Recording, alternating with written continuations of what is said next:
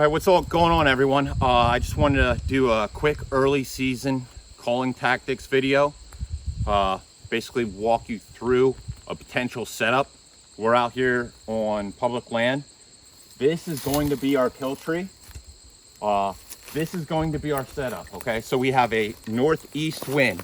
Wind's coming down this direction, basically straight down this ridge line, right? And then draining back out into that drainage back there. We have an oak flat going up, tons of security cover over here. That's potential bedding area.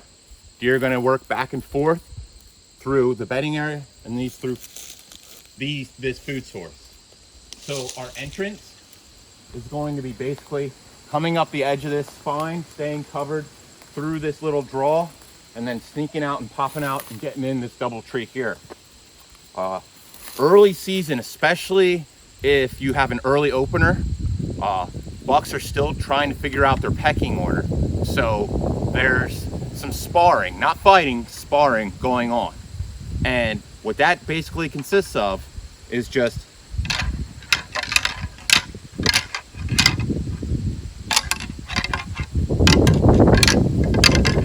antlers tickling together.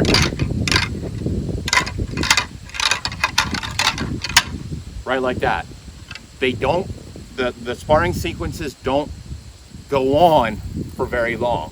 So it might only be a 5-second session where you're just touching, tickling the antlers together, like that.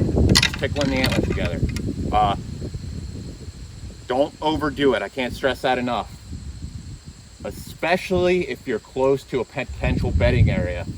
Buck's gonna hear that little sparring, wants to figure out the pecking order.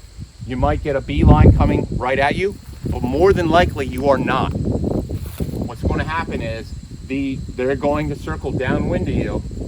So you're looking at them coming out of that bedding area, circling down and coming down into that drainage there. And that's where they're going to try to basically wind, walk up, and then either engage with the bucks that are sparring or bail out on potential danger.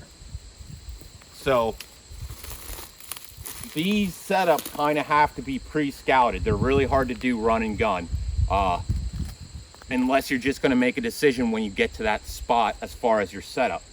But let's say we have this pre-scouted and that's what our scenario is. So me as a saddle hunter, I'm going to be on the back of this double, expecting my shot to be on the back side of this tree. If you're in a tree stand, you may want to face a hang-on or a climber. You may want to face your tree stand directly towards where you think that buck's going to be coming out at, and then use this tree as your backdrop. I'd probably be looking to get up somewhere as high as where that green is on that red oak, or stay low where the Y of this tree is closer together, so that you're not getting skylined when they're down below you. We'll go down and we'll shoot up to this kill tree to show you what it potentially looks like from a deer's perspective, looking up at a hunter.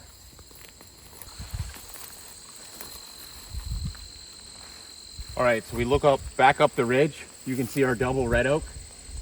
See how skylined you would be in that tree.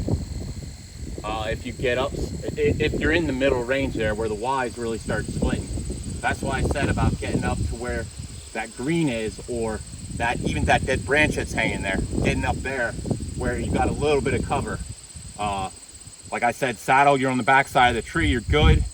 If you got a hang on, you can use the actual trunk of the tree to keep you covered. Otherwise, you want to be down low where that Y is closer together to help break up your outline even a little bit. All right, everyone, so we're wrapping up here now. I'm Toren. If you guys have any questions for me, you can get a hold of me on the Cervicide website. My email is toren@cervicide.com. The Cervicide Nation page, or if you're interested in joining the Cervicide Hunt Club, give me a shout on my email.